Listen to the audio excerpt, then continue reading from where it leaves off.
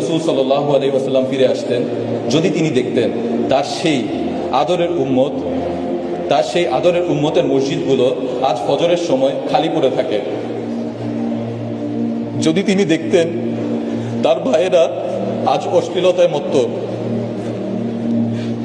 যেই উম্মতের জন্য তিনি উহুদে রক্ত ঝরিয়েছেন, সেই মানুষেরা আজ সামান্য দুনিয়ার লোভে মিথ্যা বলে, ধোঁকা দেয়,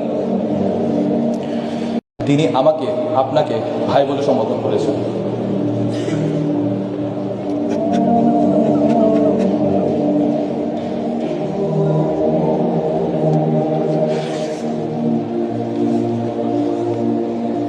আম্মাজান আয়েশা রাদিয়াল্লাহু তাআলা আনহু একবার রাসূল সাল্লাল্লাহু আলাইহি ওয়াসাল্লামের কাছে দোয়া চাইলেন।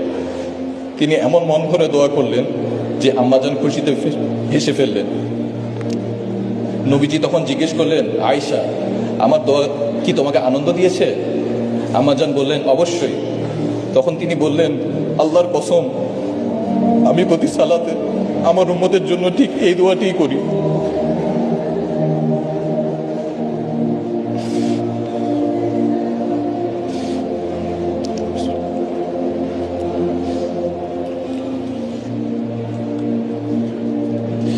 চিন্তা করুন, প্রতি সালাতে তিনি আপনাকে বলেননি 1400 বছর আগে মদিনার নির্জন রাতে যখন সবাই ঘুমিয়ে, তখন একজন মানুষের চোখ ভিজে যেত আপনার ফিকিরে।